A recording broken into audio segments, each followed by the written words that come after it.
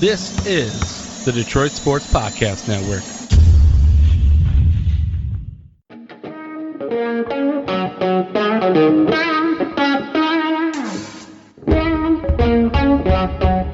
The biggest icon in podcasting.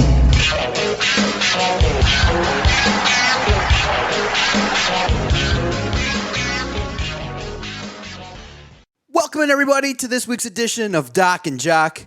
I am the Doc, John Macaroon. Boy, we got a jam-packed podcast this week. Lots to get into. The Detroit Lions made a trade. We got to talk about what it means for their future, what it means for their potential to advance in the postseason. Where do they stack up based on the moves other NFC teams made?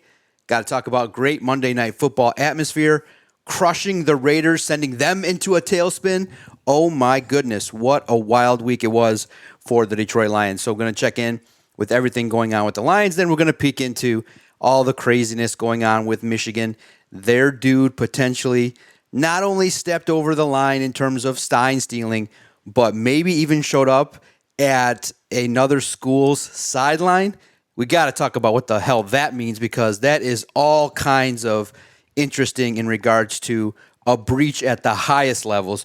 We joke about people not doing their jobs, but if somebody's able to show up on a sideline, that is something completely different. So we're going to talk about all that. Because, look, I think it's real crazy to look at the trade deadline because of all the hype that surrounds it, an opportunity to improve your team. And yes, I didn't really think the Lions were going to make a big splash. Did I think that they would completely ignore the defensive side of the football? No, I didn't. I'm quite frankly surprised, because clearly the Detroit Lions, when you look at what they need to improve in regards to depth, talent, it would be on the defensive side of the football. And what made it worse for the Lions, if they were trying to slide this in by just making a small move, to see your rivals go out and stack up and load up on defense, it just made it a whole lot worse. When you see the Bears trade for Montez Sweat, Seattle picked up Leonard Williams, and then I think the move that really pissed off a lot of Lions supporters, the 49ers were able to get Chase Young for, in essence, the opportunity basically for free if it doesn't work out. So to see that, it just is going to make it real tough for Lions supporters to see that and be like, oh yeah, I'm really happy with everything that went on there. So the Lions are in a tough pickle because their rivals loaded up on defense. And then I thought Brad Holmes wasted a press conference, shows up at 3 o'clock, and we're like, oh, if this is Brad, this is serious. Gets up there and is like, oh, this is hot off the press. We just traded for Donovan Peoples-Jones. And everyone's like, what? That's it? And that was my reaction, at least. And that's what it is. And I'm underwhelmed, but I understand the decision. I think that the Lions clearly are a draft and develop team. They think that this is what they got. They got their homegrown talent on defense to make it work. But in the end, I think the people that are raising the alarms are proper, because it doesn't lend. These moves don't lend for increased confidence that this is going to be a team that could win the Super Bowl, in my mind. And I think that's where people were at. We thought the Lions, based on a 6-2 start, could maybe get to the Super Bowl and win it. With these moves, based on kind of the landscape, I can see the skepticism. What'd you think of the trade, and were you as underwhelmed as I was? I think this is going to be a very angry podcast for me. So I think you're going to have to talk me off the ledge. And look, speaking specifically of the trade deadline, because we're going to get into the Michigan stuff later, and I've got a bit to say about that. But specifically with this trade deadline, underwhelmed is not even the correct word to use, not the correct adjective to use to describe what I'm feeling with this trade deadline. I was glued to my phone, following all the big names, trying to track what the Lions were doing, and then essentially you get a wet fart when you get Donovan Peoples-Jones. And look, I do want to talk about that specific move because I think it has a little bit more meaning. And I think you and I are going to disagree on what that meaning is. And I do want to spend some time getting into that. But they completely neglected the defense. If you were looking at what took place on Monday night in the way that you were able to pressure Jimmy Garoppolo, that's not going to happen against better teams. The Raiders are a complete mess. Such a mess that they fired their GM and their head coach after less than 2 years. You know, Jimmy Garoppolo also has cement for feet. So what are we talking about here? If you are ecstatic with what that defensive front gave you in that game, I think you're looking at the wrong stuff. I don't think you fully understand the complete landscape of the NFL.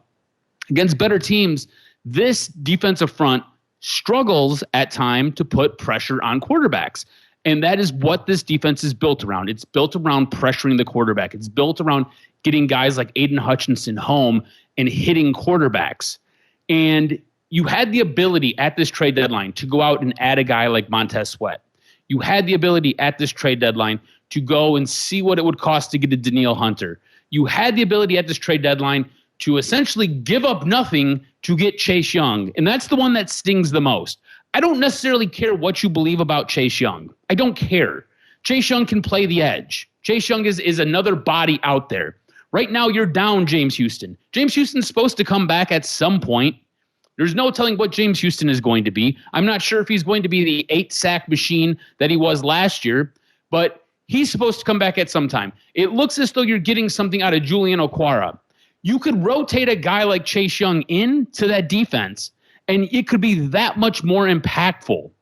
Instead, you sit on your hands and you don't bring a guy like that in. He went for a 3rd-round pick. You have 2 of them. Here's the big kick of the nuts. If he doesn't re-sign with you, or if you choose not to even offer him a contract, he can go someplace else. You will get a compensatory pick for him. So essentially, you are giving a 3rd-round pickup, and you'll end up getting one back if he doesn't hang around.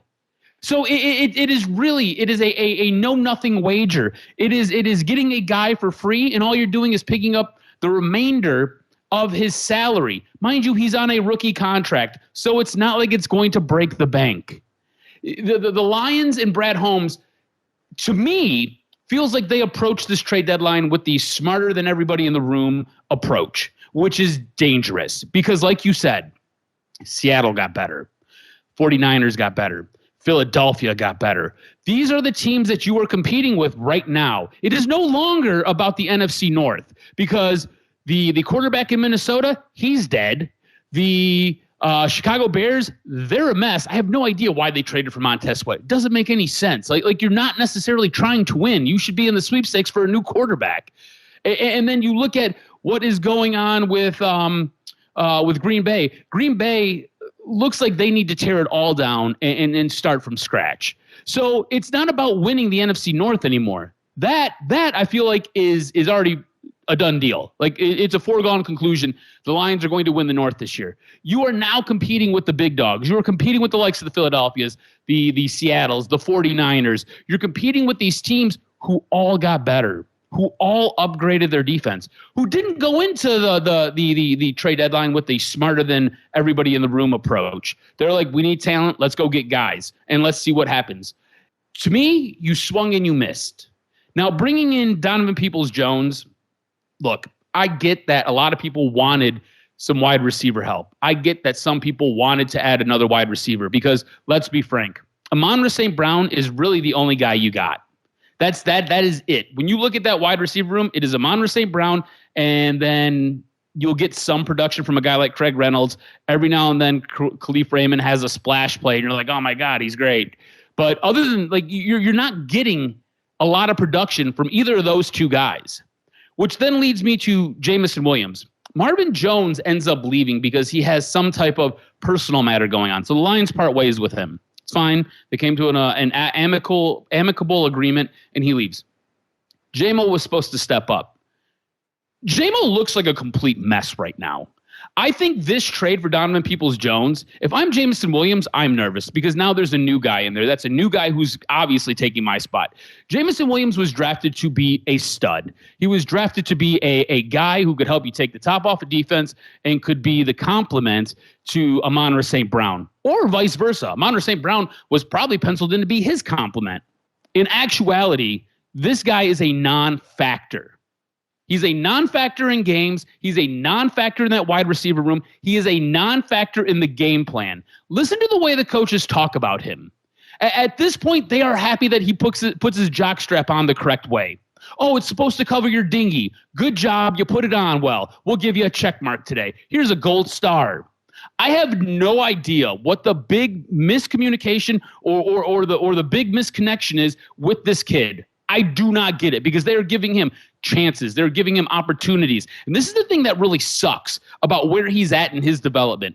And I don't want to hear that he was shortchanged because he came in off an ACL and he couldn't really do a whole lot, or he had a gambling suspension and they took away his practice time and took away his off season. I don't want to hear about that because there are things you can do. And if you want to get better, there are things you can do to get better. I haven't seen any progress from this kid. Haven't seen anything. And I called this out a couple weeks ago. At this point, he's a complete and utter bust. This team is diagramming and designing plays to get him the ball. They are force feeding him. And yet, he still can't catch them. Yet, he still can't contribute. That, to me, is a big issue. That's why they went out and grabbed Donovan Peoples-Jones. I know that you say that they went out to get Marvin Jones' replacement. I'm telling you that's bullshit. I don't buy that at all. I don't care if that's what they're selling you down in Allen Park. I don't care if you show up to the press conference and you're having a conversation with Brad Holmes and Dan Campbell, and they're like, this is what we're doing, John. I don't care. That's not the deal. The real deal is they've lost faith in Jameson Williams. The real deal is this kid can't contribute. The real deal is I'm not sure if he's going to ever be a factor with this team. So what they did is they went out and they basically gave up nothing in a 6th-round pick in I think it's 2025 for Donovan Peoples-Jones, who's going to come in and will essentially probably be your third wide receiver. He will be your third guy, and he's going to go out there and he's going to outplay Jameson Williams. And if he ever contributes, count it as something good. But I think your explanation to me when we were texting is utter BS. And I think if you're buying that, you yourself are not reading the tea leaves and you yourself have blinders on.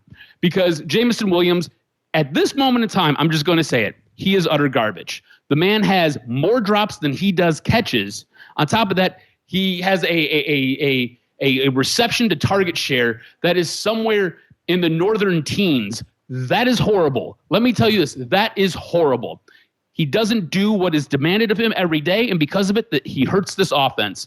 I think the big issue, not so much going out and trading for Donovan Peoples-Jones. I think he's going to come in. I think he will contribute, and it'll be fine. You gave up nothing.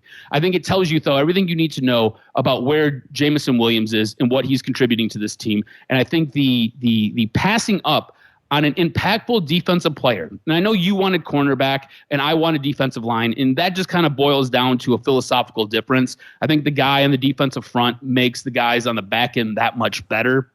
I get where you were coming from, though, because cornerbacks and safeties seem to always get nicked up and always get hurt. So you want that room to be as deep as possible. It's very similar to the wide receiver room. So I totally get where you were coming from. I just think you missed an opportunity to go out and grab guys who were going to come in and could really help change what this defensive front looks like. Because we talked about it last week. When guys like Aleem McNeil are getting home, when Aiden Hutchinson's getting home, when there are guys getting pressure on the quarterback, that defense looks so damn good. And on Monday night, you've seen it. The defense looks so damn good. But the problem was they had to scheme different blitz packages. This team is not built around blitzing. This team is built around having 4 guys in the front who can get home and put pressure on the quarterback. When they blitz, that is when things happen and things break down, and you see these weird passes to fullbacks go for 25 yards down the field. Now, it was cool to see Alex Anzalone get home a couple times. It was cool to see Tracy Walker get home a couple times. It was cool to see these guys do things, but this team is not built that way. That was a scheme. That was what the scheme was on Monday night, and that's cool, and I applaud Aaron Glenn for coming up with something creative and putting these guys in position to get home. But all that being said, if you had a better quarterback who had some type of chemistry with a Hall of Fame wide receiver in Devontae Adams, you'd have been burned at least 2 times in this game for a touchdown. So I'm not sure if that's the best fit for this team going forward. I think this team needed to add somebody up front, somebody who's going to be impactful and somebody who's going to get home and put pressure on the quarterback. I don't know. Am I overreacting to this? Because, look, I know I'm really upset about them not doing anything, but I think what this tells you about this team is they're steadfast. They are complacent, and they are okay in winning the North.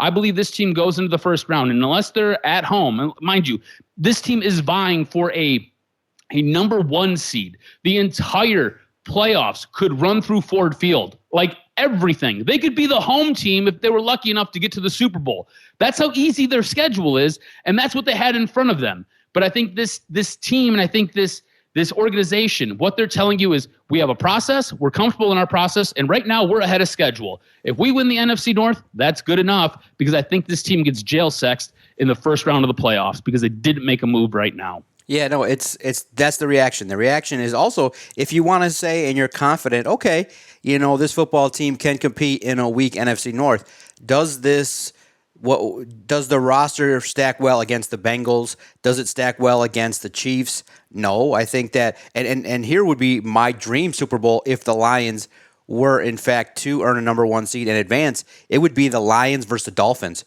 because then you'd be tasked with trying to stop Tua and Tyreek Hill, who is just simply running away with the offense and doing some amazing things there. In my mind, you're not a Super Bowl contender anymore.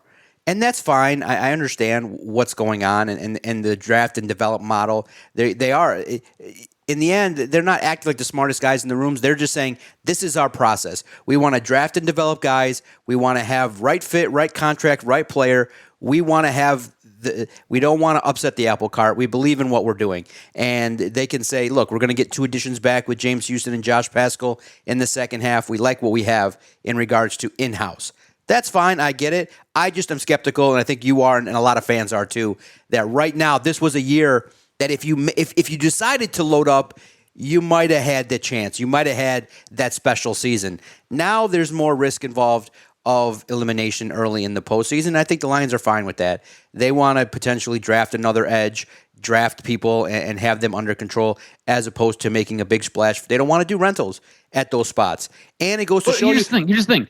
Doesn't it make sense to go out and just offer up a 3rd-round pick for Chase Young? Because if he leaves, you're getting it back. It's not like it's a big deal. It's true. It's very true. That's what I say. I would have made the move. But again, you hear whispers of how he does his business and what he's about. Look, the guy's productive, but he could be, a guy that just doesn't fit what the Lions are looking for. They didn't want him, and that's what we have to accept. Now, I am in the same boat you are. I would have took the chance.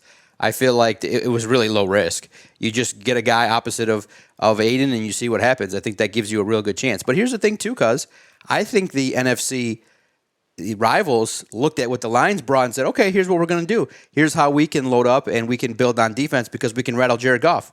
Specifically, they added defensive linemen, and that's where you can attack the Lions and say, hey, we can get to Goff, we win the game. So I feel like the Seahawks and the 49ers were like, a little bit concerned about what the Lions are bringing, and they maneuvered in a way to kind of combat what the Lions bring, because I think the biggest weakness in regards to Jared Goff is that when you pressure him, everything gets out of whack. But that's a similar case for every NFL team, and the Lions are banking on their guys getting home at the right time. But that Seattle game and that Ravens game should alarm everybody, and that's where I think the skepticism comes from. So, and then you got to realize, too, that Brad Holmes, when he takes risks, he takes them in the draft, and he focuses a little bit more on offense. He's more of a sure thing kind of guy along the defense. He's willing to gamble on offensive players, and he's a little bit more safe. I mean, the thing with the Lions, which is great, is they're pretty transparent, and it's just up to us to decipher it and accept it. In regards to Jamison Williams, the reason why I sent the text is because it is a replacement for Marvin Jones, because the Lions have told us we don't have any plans for Jamison. You said it, and it's the most damning statement, but in the end, it is hard to accept and to really think that the Lions took a developmental first-round pick and traded up for him, because most teams don't do that. But the Lions are doing that. The Lions have said this is a long-term situation with Jamison. Brad Holmes has said it. Dan Campbell now has said it in a different way. And he said, my only expectation is not yards, not this, not that. It's just fundamentals. Line up properly and catch the damn ball.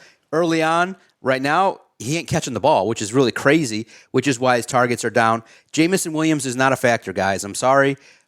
He's not going to be the savior. He may be the home run threat you need in a big game, but basically you can only count on him for 1 or 2 plays, a couple chunk plays here or there. He's not going to be Sam Laporta getting 10 10 targets. He's not going to be that guy. And actually, See, I hate to say it. If you just watch the game, he's being used to send deep as a decoy right now. He's being used out there as the threat of the deep option, which opens things up for Laporta and St. Brown. So his role as of now is a decoy. So they don't want him to be the guy getting targeted that many times. Now they want the guy that would have been getting those targets to be Donovan Peoples-Jones, who's shown he can do it. So, yes, it is an indictment because they felt the need to still go out and get another receiver. That the indictment is not the trade. The indictment is that Jamison can't step up and force the Lions not to make the trade. So that's the indictment, is that Jamison didn't step up, because you can overexceed expectations. Like if Jameson Williams would have caught all those balls that he dropped, then it expedites things a little bit more, and you get more targets. You force the team to give you the ball. Look at Jahmyr Gibbs. If you think that that game that he just had against the Raiders didn't force the Lions to go, oh shit, we maybe have to give some of the runs that we gave to David to Jahmyr. Mm-hmm. That's what he did. He forced it, and that's what sucks about Jamison. This is where I was going. You set it up perfectly for me. I think the most damning thing was the graphic that they put up on Monday Night Football. They put this graphic up showing all the contributions from all the guys from this draft class. And you've got nothing. You have, like, Jameson Williams is a nothing burger. There was a point where he made a catch in the game. He had to stop and watch it on the big screen because he was surprised he caught the damn ball. Like, what are we doing? Like, how are you able to function on this team? Like, why are you on this team? Again, he is a non-factor. This dude is essentially, this team has handicapped itself by keeping him on this roster. Yep. They have basically said, we are going to play with 52 guys. We don't need the 53rd man. We are going to bring this kid along. Honestly, it is like, we've all had this kid in high school. We've all had this kid in class where they're just a little bit off. They're just a little bit slow. And they're the slow kid in your gym class, right? They're the kid who puts their helmet on backwards when you're getting ready to go play floor hockey. They're the kid who can't figure anything out and just is just different. And I'm being polite here, okay? So read between the lines on this. To me, that is Jameson Williams right now. That is what he is. He is the slow kid. He's the kid who rode the short bus or the troubled bus. And look, he's rolling up to the games that way. It is incredibly frustrating to watch what this team has done, because you can't tell me that this team wouldn't be better if they would have traded up and they would have took Jordan Davis. You can't tell me that this team wouldn't be better if they didn't move up at all, if they just waited, kept that second-round pick, and drafted Christian Watson. You can't tell me that this team wouldn't be better by plugging anybody else in to that spot. There were other guys they could have drafted that would have been just as, if not more impactful than this guy that they have right now, or anybody else, because, again, he is a non-factor. He is essentially a Post-it note on a desk. You're just there. You're not doing anything. You're not contributing anything. Instead, you've got a guy like Jahmyr Gibbs who had a freaking coming out party on Monday Night Football. The dude looked like a stud. He was such a stud. You had skinny, scrawny white women in the front grabbing him, humping him on the sidelines, which was absolutely awesome to see. This dude was super impressive. What impressed you most about Jahmyr Gibbs in this game? Because he ran the ball well. He caught the ball well. The guy took over the game when you needed somebody to take the game over, and he showed why they drafted him. We've been a little bit harsh on him. We've been a little bit harsh on Dan Campbell and Brad Holmes because they really haven't used him the way he needed to be used. In this game, they utilized him so well. Him and Craig Reynolds looked very, very good in this game. Yeah, absolutely. And just one more note on Jameson. This isn't the year to fully make the evaluation on whether he'll be a bust. He's still only 22, 23 years old. So next year, if this is what we look like after training camp and time with Jared Goff this offseason, now you got a major problem. Brad Holmes is stocking him away. He's just saying, look, we're developing him slowly, and this is what it is. So it sucks because it's not – you need a wide receiver. You need an explosive wide receiver that can catch the ball.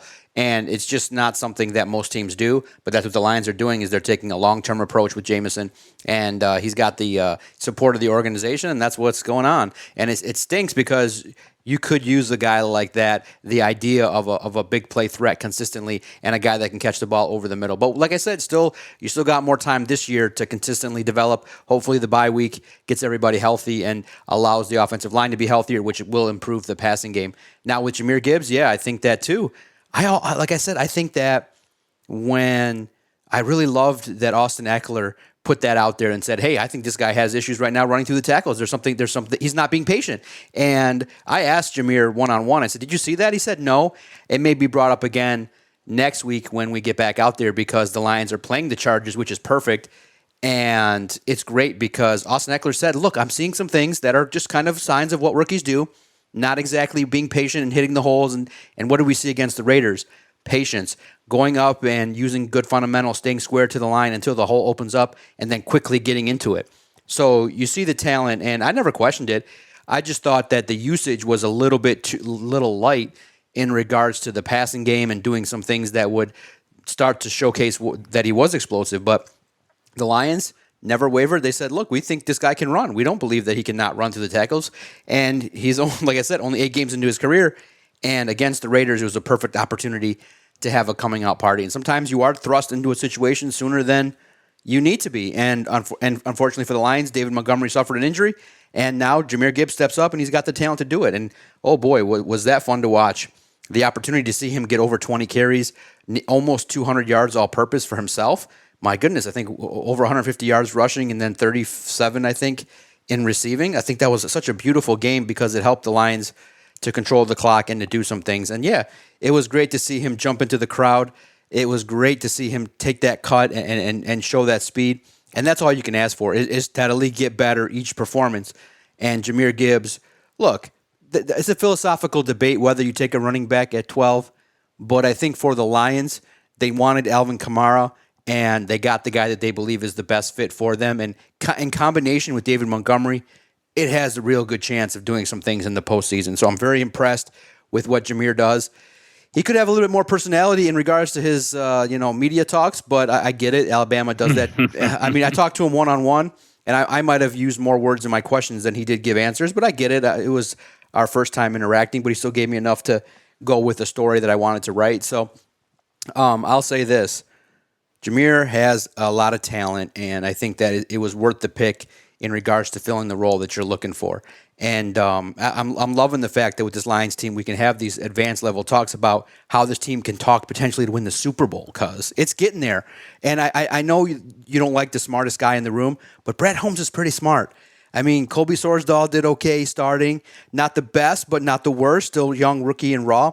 I think the construction of this team is ideal, and I think it's fair in regards to if you just say, okay, we have our own opinions of what we think should be done. Obviously, high-end talent rules the day in the NFL. I like high-end talent. You like high-end talent.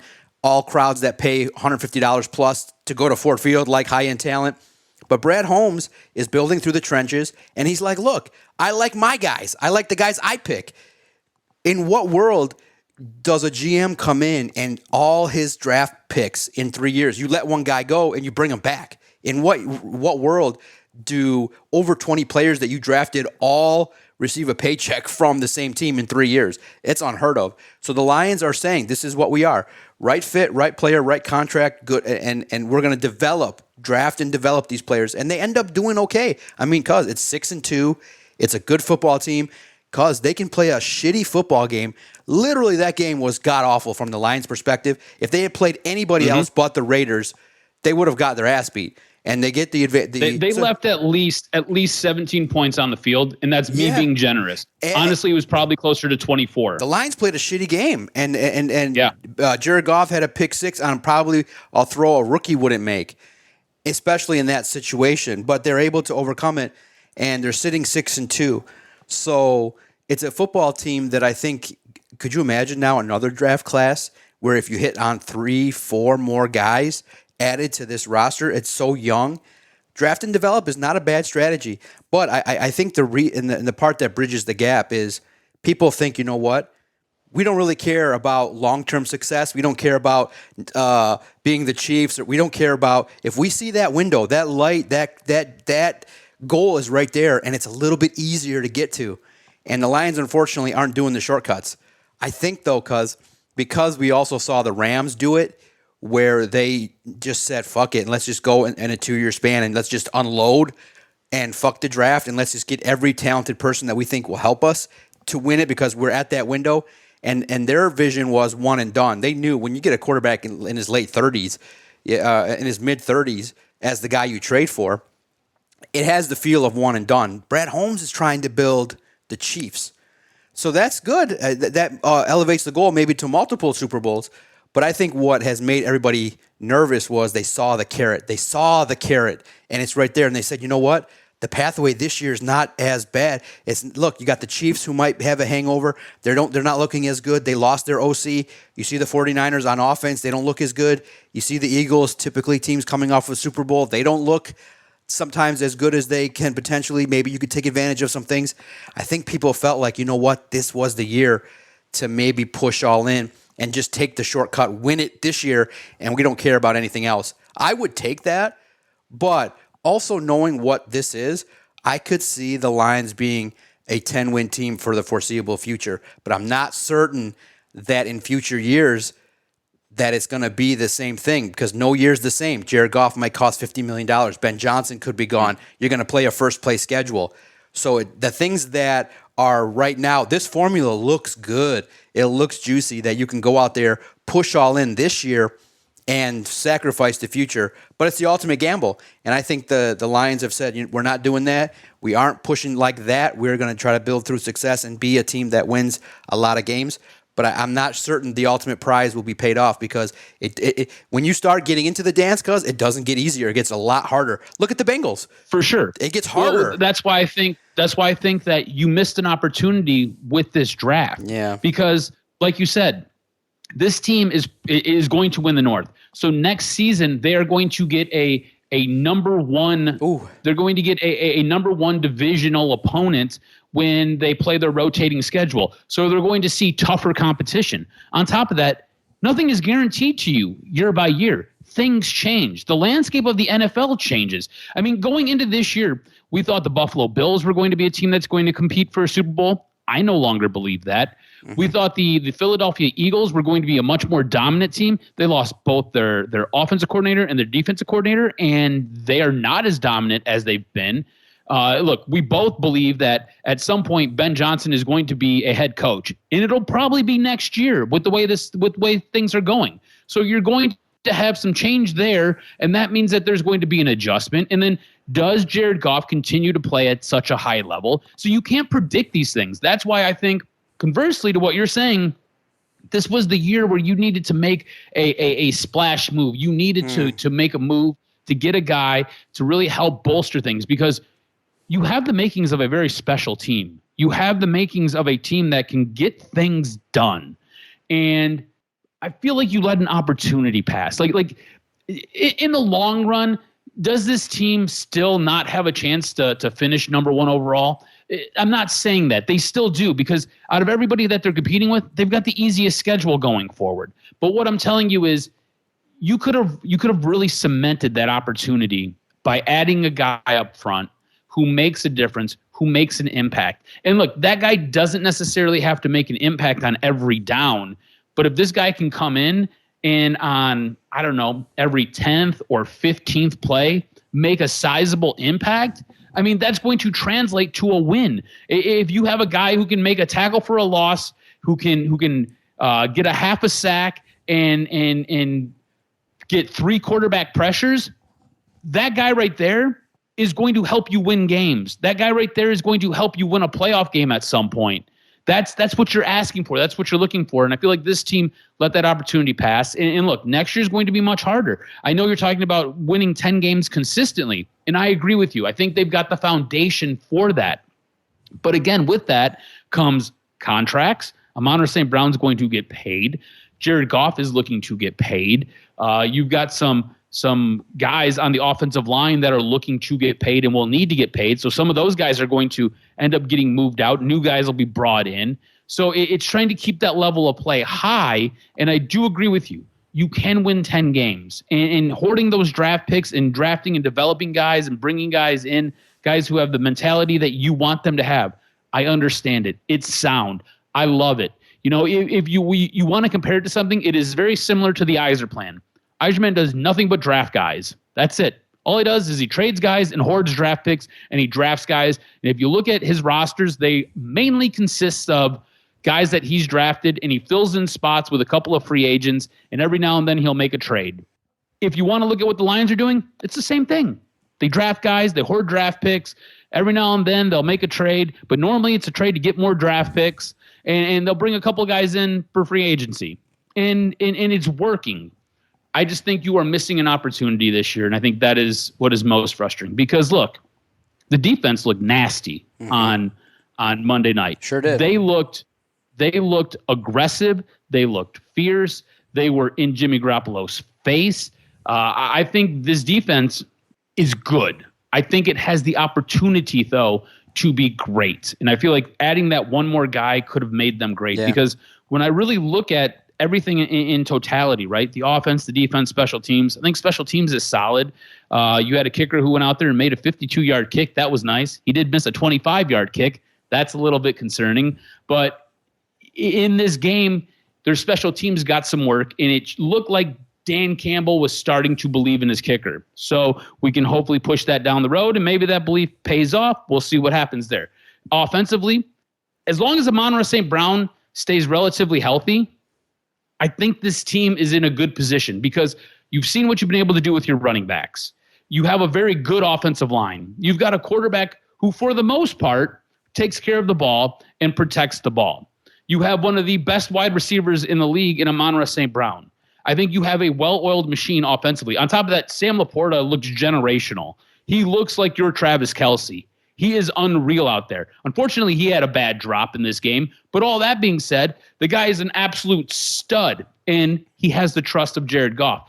They showed a slow-mo of his touchdown on Monday Night Football, and this guy wasn't even at the top of his route yet, and Jared Goff was letting that football go. That is trust. That is a connection that those two guys have that you don't necessarily find. Just look at Jameson Williams. There's none of that there. So I think offensively, this team has the ability to put points on the board, and they have the ability to take care of the ball, which is important. Defensively, though, I think you still need some help for Aiden Hutchinson. Maybe it's James Houston. Maybe James Houston comes back, and that's the guy who's going to help Aiden Hutchinson get to the quarterback. I love when Aleem McNeil gets there. I love when you've got Julian Okwara getting there. But we need to see these guys up front get there more often. And I think my big concern is if that defensive pressure isn't there and that quarterback is not under duress, if you go back to the Tampa Bay game and now you go back to this game, there are a couple of times where Sutton has been beat, other corners have been beat, safeties have bit up on plays, and they have been beaten. If you're playing better quarterbacks who can complete that pass downfield, that becomes a bit of an issue, and that becomes a bit of a concern because it is now becoming a trend where you are seeing speedy wide receivers get behind these cornerbacks and get behind these safeties, and they are free to run. The thing is, the quarterbacks that you have played aren't very good, so they haven't been able to take advantage. But to me, my big concern with this defense, and I think it could be a stumbling block moving on from this game in kind of the later half of the season, is what happens when that QB pressure isn't there. When guys like Aiden Hutchinson, when guys like Aleem McNeil aren't able to get home or they're not able to get a QB pressure because the offensive line that you're playing against is better. Look, Philadelphia has a really good offensive line, like a really good offensive line. I think 4 out of the 5 guys are like Pro Football Focus, and take it for whatever it's worth, are like Pro Football Focus is like top 10 for offensive line play. The dudes are studs. So getting that QB pressure is important, and I don't know if the Lions can't get that pressure, if they're going to be able to hold up, and that's why I wanted them to go get a guy.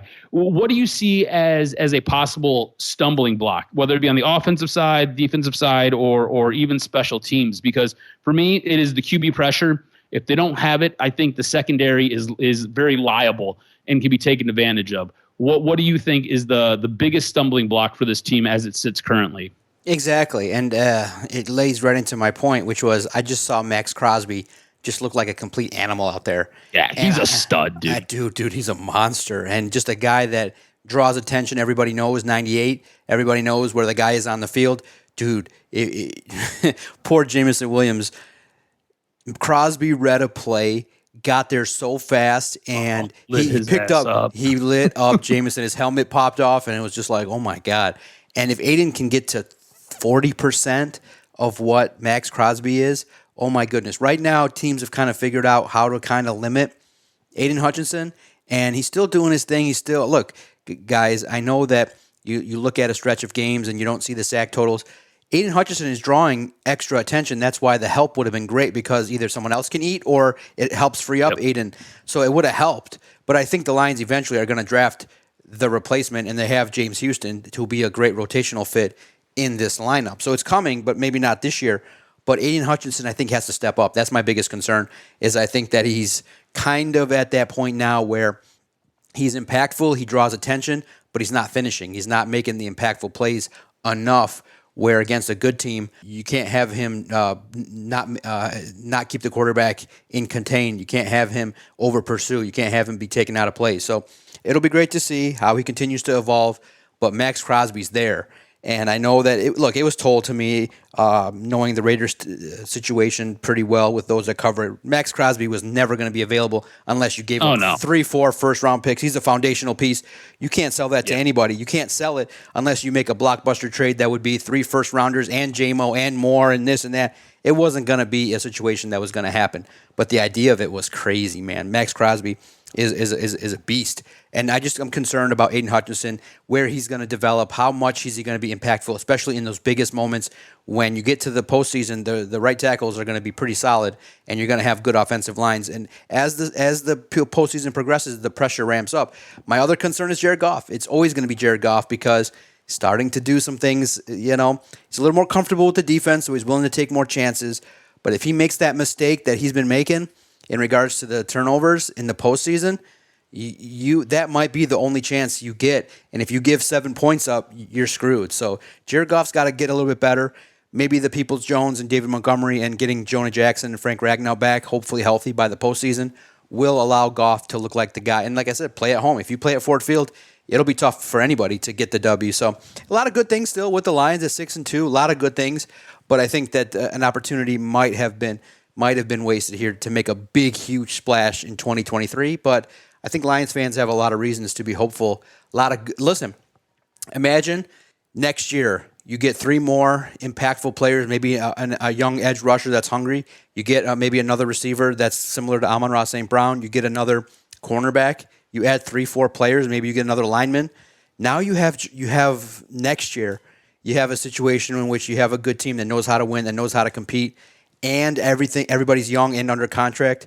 It's poised for next year to be super special. But that's the ultimate gamble, is that beyond next year, if you don't win it this year or next, then the window closes a lot. In the NFL, it's crazy. It opens and it shuts. So that's why I think the fans, who are very knowledgeable, you don't discount the opinions of the fans, because they understand. They understand that when the window's open, you want to widen that window as much as possible, and that's done through talent. So many people would have said, why not just go, you have 7 picks next year.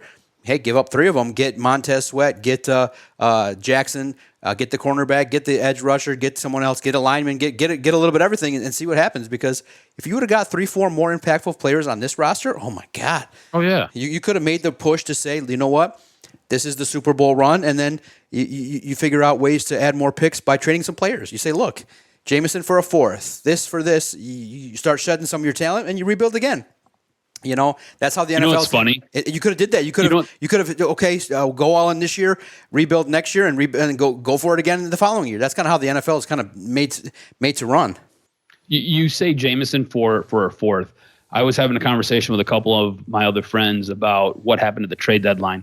And I had a buddy who was like, just give me a 6th and you can take him. God. Just give me a 6th. Like, that is where we're at with him. That's like utter disappointment, man. Yeah, where you've got fans being like, I'll take a 6th round pick. Oof. This is a guy that you traded up to move to grab, and he was drafted 12th overall. He can't catch the ball. And you're willing to take a 6th for him. Can't catch the ball, man. He's got, right now as we're talking, he's got more career drops than catches.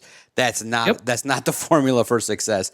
We'll see moving forward what the Lions look like, but they've done a decent job of building hype and building up hope, and let's see where this plays out. Let's see. The second half of the year is going to be tough, too. I think that the Bears game is not as easy as people think, and you start off with the Chargers and the Bears, and the Chargers, if you get that win, oh, man, sky's the limit for the number 1 seed. You come back with the loss, that Bears game, could be a little sketchy, so we'll see coming out of the break.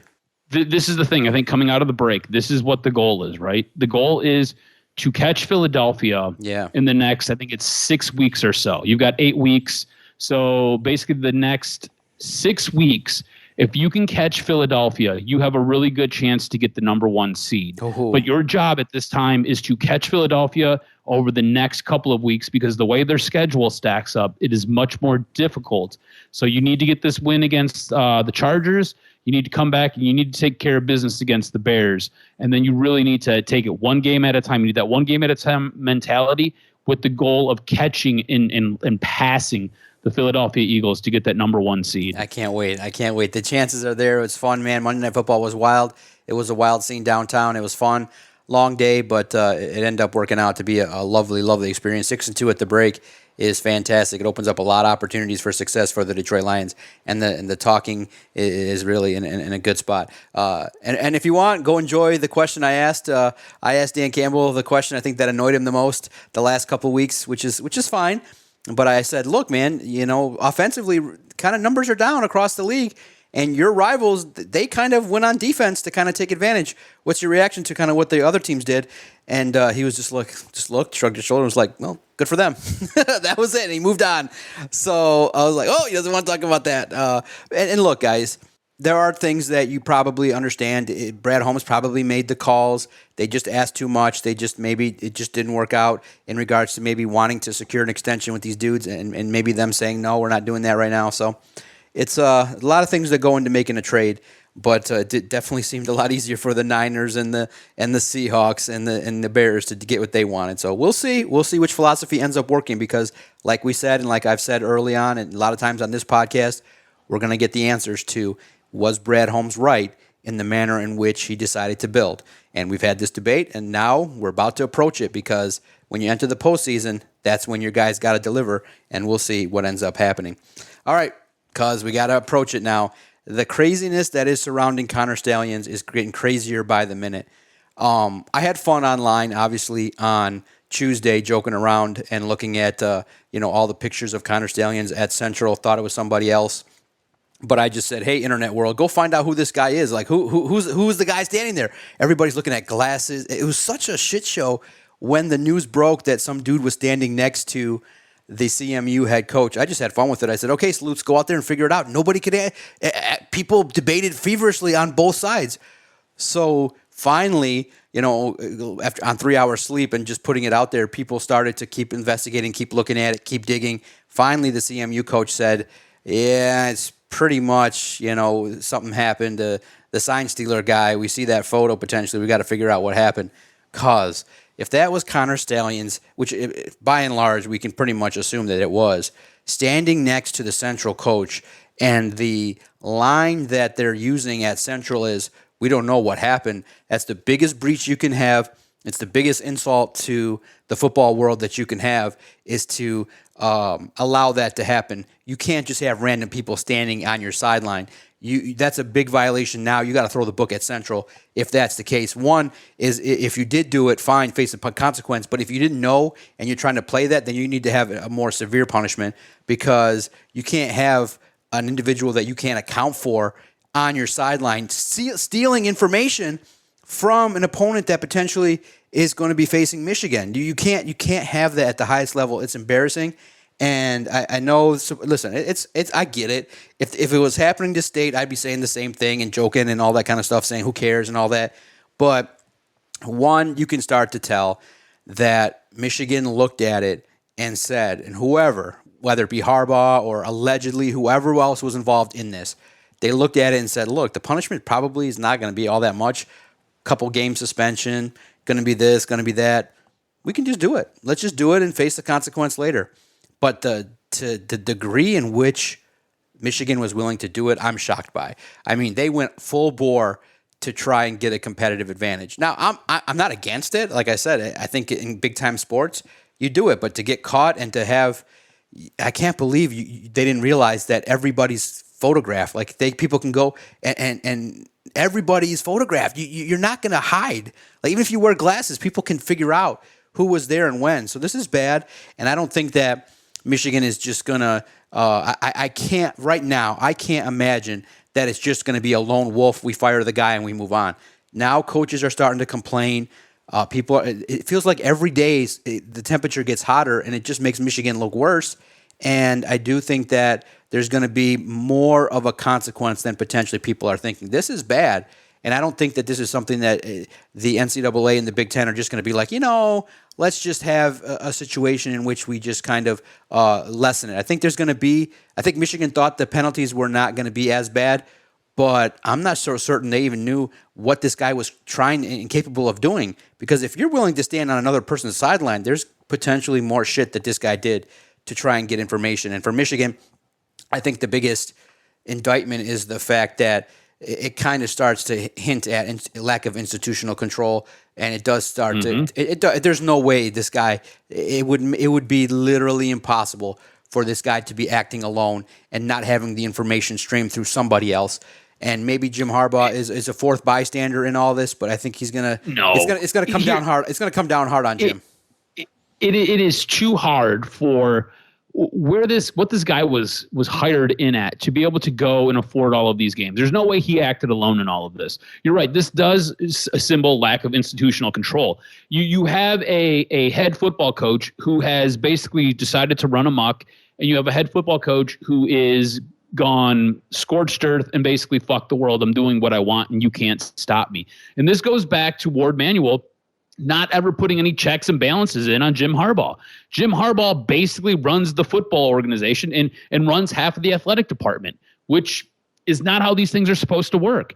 You have a guy who dressed up like Groucho's Marx, wearing the fake glasses and the big nose and the mustache, standing on CMU sideline during the Michigan State game. Like, what? The brazen ballsiness of what they did. And again, this is what we talked about a couple of weeks ago. I don't necessarily have a problem with the sign stealing, right? It was the way that you went about it. It was the fact that you were so egregious, you were so arrogant that you weren't going to get caught. The fact that you didn't even try to cover tracks is a bit of the issue for me, because it just shows you the mentality of that football program. And I'm completely disgusted by it. And again, not so much the act of the sign stealing that I'm disgusted by. That like, again, you're trying to win, and at this day and age, with where college football is at, you can pretty much justify just about anything. However, you can't justify this. What you did is obviously cheating. What you did is obviously deplorable. And the fact that Jim Harbaugh is still being allowed to coach, still has a job, has not been suspended, to me, what it tells you, look, the NCAA is going to do their job. It's going to take them 90 to 180 days to complete whatever investigation and to do whatever they've got to do. But to not have a athletic director who has a ball in his sack or have a backbone in his body to allow Jim Harbaugh to continue to do what he does, or to have the Big Ten not step in, well, what does that tell your other 13 members? And what does that tell the other 4 members that are coming in? If you're good enough, this is what it tells them. If you're good enough and you're one of the big 2, we'll let you do whatever the hell you want to do. Because right now, this is where the Big Ten's at. It is the big 2 and it's the little 12. And then now you're bringing 4 other teams in. And look, if I was one of those other programs coming from the Pac-12, I would have some concerns, and I would be talking to the Big Ten commissioner and be like, what are you doing? Like, what is going on? Is this how it's allowed to run? Is it the wild, wild west over here? Like, we can just do whatever the hell we want and it's going to be okay? If this is where we're at, why even have a Big Ten commissioner? What's the point? To me, Jim Harbaugh's run as Michigan football coach has been a complete and utter mess. It started off with him not being able to win big games and him doing all kinds of ridiculousness with recruiting videos and recruits and such and such. And then it evolved into Hamburger Gate, which wasn't even the issue. It's really sad. I was watching one of the Pat McAfee videos on YouTube, and they talked about Jim Harbaugh. This was a couple weeks ago, and they're like, yeah, it was for a cheeseburger. No, Pat, it wasn't for a cheeseburger. It was for a recruiting violation. He did stuff, and he had contact with recruits when he wasn't supposed to. But everybody's going to tell you it's a cheeseburger because Michigan fans are disgusting. Like, their brains get warped. And if you're not drinking the blue in maize Kool-Aid, then you're the Antichrist. Well, look, I'm one of you guys. I'm a fan. But you know what? I'm not a piece of shit like you guys because I can take my blinders off and I can see what the hell's going on. So he gets through that mess. And then we end up here at basically Signgate. Where he's got a low-level staffer stealing signs on the sideline of other teams, in the stands. And look, you draw the coordination to all of it. The only reason they started winning games was because of this. Like, what does it tell you about Jim Harbaugh as a coach? Like, he might be a trash football coach because you point to the big wins that they had and the fact that they're a second-half team. It all lines up and it all correlates to when this guy came on campus and came on the payroll. To me, it's absolutely bonkers. And look, if you're a Michigan fan, put yourself in these shoes. Imagine if this was Ryan Day. Imagine if Jim Harbaugh was Ryan Day. This was Ohio State. You'd want Ohio State burned to the ground. If this was Mel Tucker and this was Michigan State, you'd want Michigan State taken out back to the woodshed. If this was any other team besides your beloved U of M, you would want them roasted. So don't come to me and don't tell me that there's nothing going on. Because right now, there is a stack of evidence as high as my ceiling that there was absolutely something going on. Yep. And you know what? I don't care if Jim Harbaugh says he doesn't know. You are the head of the football program. It all rests at your feet. Yeah, what's crazy is I think the acknowledgement that I think Jim Harbaugh was willing to look at the violation and saying, yeah, it's not that bad, so I'm willing to do it. Because, guys, if you look at a level 2 violation and poo-poo it, it's still acknowledgement of doing something wrong. So the idea is it's not something where it's going to be cut and dry. Something was done. Something was done that was not proper. And I think that what Michigan fans have been kind of saying is it's not that bad. Well, the outside world does not view it like that. It's still a violation. It's still something that you do. And in the end, many people will view it like driving 85 in a 40. And Michigan fans are viewing it like driving 55 in a 40. And they're saying, well, it's not that big a deal. The infraction is not going to be a big deal. Let's just keep it moving. But in the end, I think the reputation of Michigan, the reputation of Jim Harbaugh has been besmirched and the deed's been done. I think that Michigan's going to be labeled as a cheater and it's going to start. And every day the journalists are revealing new information. Journalists are looking at things, and you can't just say this is one guy and he's a low-level loser and he's going to get cut off. It's going to be bigger. It's going to be investigated at the highest levels. When all this media attention is done, it's when the truth finally comes out. So Michigan's going to have to bear the brunt of what happens, and their reputation is besmirched. But to me, look, that's the cost of winning, man. I think that in the moral compass of where Michigan's at, they joined Alabama, they joined Florida State, they joined Florida, they joined Miami. They're in that class of people that are willing to test the limits. Look, in the end, they get punished, you get caught, they move on. But I just think that in big-time college sports, there's always some level of this going on. And Jim Harbaugh was like, well, I'm willing to enter, I'm willing to do it. I don't know if it was competitive drive, his ego, whatever it was, the heat, maybe just having his salary cut in half. Whatever drove him to do this, and maybe one day it'll be revealed, Michigan was willing and Jim Harbaugh was willing to go into the depths of scumminess and lack of morals and lack of really abiding by competitive balance and rules. But in the end, if you're in the cesspool and you see that, look, 6 of the 7 best teams in the country are doing the same kind of shit, but other stuff like recruiting violations or paying or doing things or academic violations or whatever it is, he went down that road. Do I look at him less favorably? Yeah.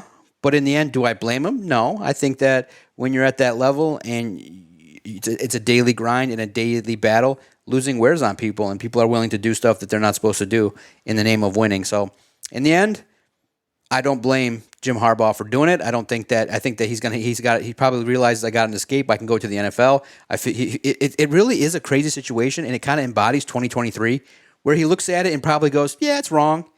Yeah, I probably shouldn't be doing it. But what's the consequence really going to be? I'm going to be looked at by my rivals who hate my guts already as being bad. I'm going to look at as other coaches who I don't give a shit about bad. Really, in the end, who cares? There's a chance I survive this, and there's a chance in some warped sense the fans love me more because we are winning. So, look, I think there's so few of Adams, and if there were more of Adams, the world would be a better place. But in reality, there's a less of Adam than there are of the nut huggers and those that are just like, Jim, give me your attention, please look at me. There's more of that than there is of the guys with integrity like Adam. So that's the world we live in, and when you're in that world, you just say fuck it and just do it. So it's crazy to think about. It's wrong to do. It's wrong to have that. Literally, you have a guy that you brought to your program that you hired and pay money to. That's crazy. That literally could be one of the wildest and most unusual characters in the history of sports, and you hired him. So that's a fireable offense in of itself. But what, in the end, Cuz, what do you think is going to be when you look at it, just kind of judging by the vibe and what you're kind of sensing, what's going to be the punishment? Do you think it's just level 2 recruiting shit, practice violations, Harbaugh suspended 3-4 games? Or do you see maybe something even more in season this year where Michigan does not end up in the playoff? I don't think at this point, it really comes down to the Big Ten, or it comes down to Ward Manuel. And I think between both of them, they might have one nut in their sack. So right. I don't think anything is going to happen. Right, exactly. I don't think anything is going to happen in the season. Really and truly, I think the NCAA has it out for Jim Harbaugh. They are looking to skin him alive. So I think there will be something. And I think what will end up happening is Jim Harbaugh will probably walk away after this year. If this team is able to get to the national championship game, I think he walks away. And I think what happens is the NCAA ends up hitting him with a ridiculous suspension that will carry over until his next team, until somebody else hires him, which will make it so nobody else wants to hire him. It'll be interesting to see if he goes to the NFL. Maybe he goes to the Ravens and works with his brother, and maybe he spends some time there working as either a quarterback's coach or maybe an offensive coordinator or a defensive coordinator or some type of coordinator role, and then maybe he transitions into a head coaching role in a few years, or maybe even 2 years. But I think there's going to be something. I think there will be a suspension for him, and it will be multiple games. If he's still part of this Michigan coaching staff, I'm thinking it's going to be at least 6 or 7 games. He might even be suspended for a whole season because, again, he's pissed the NCAA off. And not the first time. This isn't the second time. This isn't the third time. He's done this multiple times. You go back to his time when he was with Stanford. He pissed them off a shit ton there. And then here at Michigan, I think this is at least the 3rd or 4th time he's had a run-in with the NCAA. He is constantly a protagonist to them. He is constantly aggravating them. It is like having little kids, right? You've got one older, one younger. It is like having the older one constantly picking on the younger one, or the younger one constantly annoying the older one. And you, as the parent, you turn around and you go to yell at one of them, and you catch one of them sticking their wet finger in one of the other one's ears, and you hammer them for it because that's what you caught at this time. When in reality, it was the opposite one who just got done jabbing the other one who got caught in the ribs with their finger. So this is kind of where it's at. Honestly, in using little kids as a metaphor for Jim Harbaugh is so fitting because he's like a giant child. He is like a giant spoiled child. So yes, I do believe that there will be something. I personally do not believe Jim Harbaugh comes back next season. I think he goes somewhere else, and I think half of it is to get away. The other half of it is to avoid whatever is coming down the line. But it remains to be seen. We'll see what happens. It's just, if you're a Michigan fan, I don't know how you continue to back this guy. I don't get it. I as a Michigan fan am completely frustrated and embarrassed, and it's what it is. I'm embarrassed to be a Michigan fan at this point. We'll see how this progresses. Each day that passes, some new information comes out, and it'll be interesting to see what. I mean, I just want to hear from the man. I mean, somebody pay the man some money and let him talk. Let's see what happens. The 30 for 30 will be wild. The 5-part Netflix series will be great. So we'll find out eventually what the hell this guy was about. But I think that first and foremost, Central needs to kind of really be investigated at the highest level, because if you're going to take a former relationship that you had with a coach and allow him, I mean, nobody, listen, in this world, the great Adam Carolla, who, like I said, is a real integral part of my life and the motivational shit that he talks about and the way he's conducted himself. Look, in this kind of situation, you're either two things. You're either stupid or you're a liar.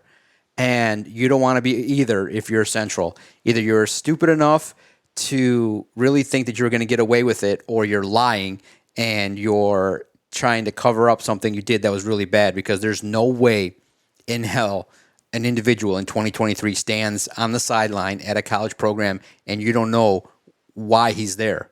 That is a breach. That is a huge issue. Listen, you know, as funny as it may seem, they check when I go to the Lions. It's so bad now. I've been there 5 years. Every time I go to the basement to go into the locker room, I have to pass through 3 different security people looking at my badge, and I'm always like, oh, I kind of like that. You know what I mean? Well, it's annoying, and I'm like, dude, I've been here for 5 freaking years. There's not that many short, pudgy Arabic people that are going to be walking down here. And I was going to say, you have a bit of a distinctive look. Yeah, so exactly. But it's still 3 parts, man. Right when you get down there, they look. Right when you walk through the first door, they look. And right when you get by the door to enter, they look to make sure. And I like that. In the end, you feel a sense of security. But for Central to have this dude stand there is at the highest level of disrespectful. And I think that McElwain probably is going to fall on the sword for some real bad things that he was willing to do.